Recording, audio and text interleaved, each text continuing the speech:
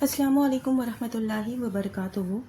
آج میں ویڈیوز دیکھ رہی تھی۔ میں نے دین سے ریلیٹڈ کچھ کانٹینٹ دیکھا جہاں بہت ہی افسوس ہوا کہ لوگ دین کے نام پر کچھ بھی ویڈیوز بنا دیتے ہیں اور آپ لوگوں تک شیئر کرتے ہیں۔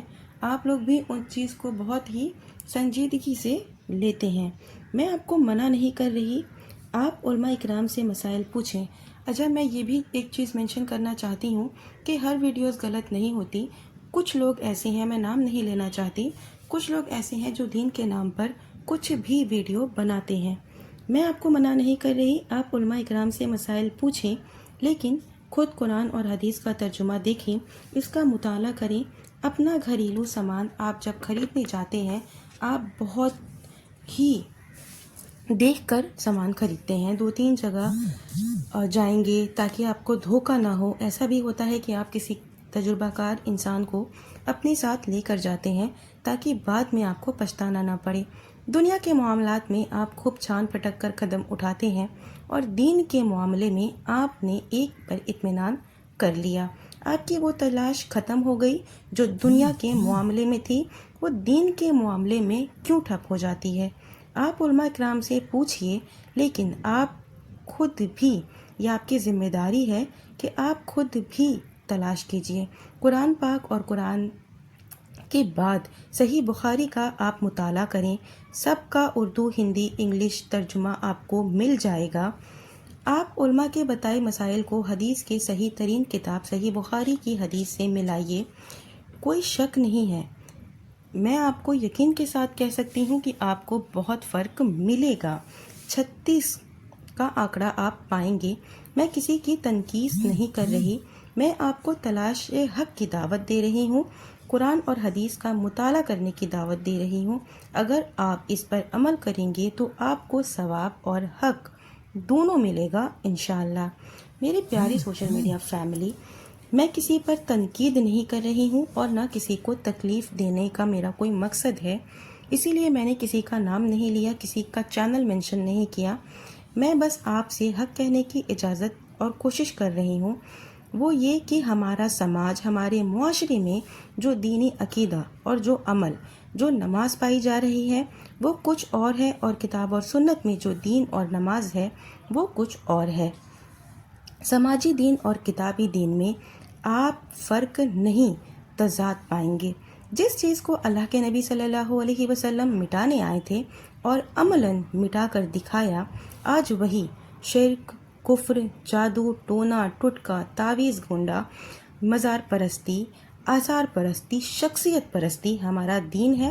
سچ فرمایا اللہ کے نبی صلی اللہ علیہ وسلم نے، بدأ الاسلام غریبا وسعود کما بدأ فتوبی لغربا۔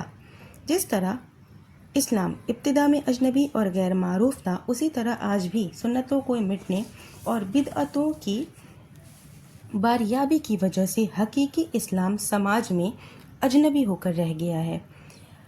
آج میں آپ کو آیت اور صحیح حدیث کی روشنی میں کچھ سمجھانے کی کوشش کروں گی کہ سلفیت کیا ہے، اور پھر یہ کہ اس سے آپ وحشت کریں یا اسے دل میں جگہ دیں، یہ ماننا، یہ فیصلہ کرنا آپ کے اوپر ہے۔ سب سے پہلے میں آپ کو سورہ تحریم کی ایک آیت پیش کروں گی آپ کے سامنے۔ اللہ تعالیٰ کا ارشاد ہے، یا ایھا النبی لما تحرم ما احل اللہ لک تبتغی مرضات ازواجک واللہ غفور رحیم۔ ابھی جو میں نے آپ کے سامنے آیت پیش کی ہوں، یہ سورہ تحریم کی آیت ہے، ترجمہ ضرور سنا کریں۔ اے نبی، آپ اس چیز کو کیوں حرام کرتے ہیں جس کو اللہ نے آپ کے لیے حلال کیا ہے؟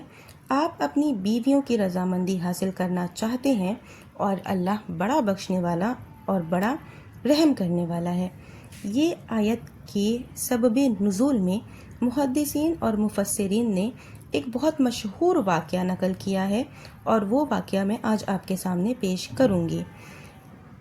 واقعہ ہے کہ نبی کریم صلی اللہ علیہ وسلم کا یہ معمول تھا کہ عصر کی نماز کے بعد آپ تمام ازواج مطہرات کے کمرے میں تشریف لے جاتے، تھوڑی دیر رک کر خیریت معلوم کرتے اور نکل کر دوسری کے کمرے میں جاتے۔ اتفاق سے حضرت زینب رضی اللہ عنہ کے پاس کہیں سے شہد آیا ہوا تھا۔ حسب معمول رسول اللہ صلی اللہ علیہ وسلم جب ان کے پاس پہنچے تو انہوں نے آپ کی ضیافت میں شہد کا شربت تیار کیا اور آپ کو پلایا۔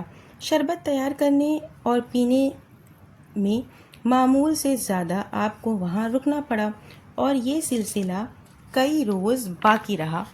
تو حضرت عائشہ اور بعض ازواج مطہرات رضی اللہ عنہ کو آپ کا وہاں زیادہ رکنا پسند نہیں آیا، چنانچہ ان لوگوں نے آپ کو دیر تک ٹھہرنے سے روکنے کے لیے آپس میں یہ سمجھوتا کیا کہ آپ جس کے پاس جائیں وہ آپ سے یہ کہے کہ آپ کے منہ سے مغافیر کی بو آ رہی ہے۔ مغافیر جو ہے یہ ایک پھول ہے جس میں بساند ہوتی ہے۔ آپ نہایت ہی نفاست پسند انسان تھے۔ آپ نے کہا میں قسم کھاتا ہوں اب نہیں پیوں گا۔ واقعے میں اس سے زیادہ اور تفصیل ہے پر میری ویڈیو بہت لمبی ہو جائے گی اور وقت کی رعایت کرتے ہوئے میں اختصار سے کام لے رہی ہوں۔ ازواج مطہرات بھی انسان تھیں، انسان فطرت اور نوسانی فطرت سے وہ مبرا نہیں تھیں، اس لیے اس موضوع سے بھی احتراز کرتے ہوئے ہم صرف یہ بتانے کی کوشش کر رہے ہیں کہ دین کا ہر معاملہ بڑا حساس اور بڑا نازک ہے۔ حلت و حرمت اور عام شرعی امور کا اختیار اللہ کے ہاتھ میں ہے، جسے چاہے حلال کرے جسے چاہے حرام کرے، اس میں کسی کو اختیار نہیں ہے۔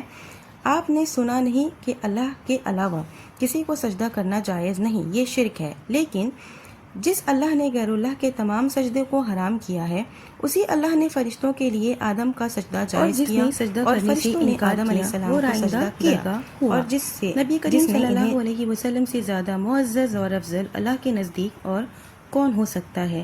آپ نے صرف اتنا ہی کہا تھا نا کہ اب شہد نہیں پیوں گا، شہد کی حلت کا انکار نہیں کیا تھا، لیکن اس معمولی سی بات پر وحی نازل ہوئی اور آپ کو تنبیہ کی گئی۔ آپ کو تنبیہ کر کے ہمیں یہ سبق دیا گیا کہ جب افضل الانبیاء کو دین میں مداخلت کا، حلال کو حرام اور حرام کو حلال کرنے کا کوئی اختیار نہیں ہے تو کسی امتی کو یہ اختیار کیسے ہو سکتا ہے؟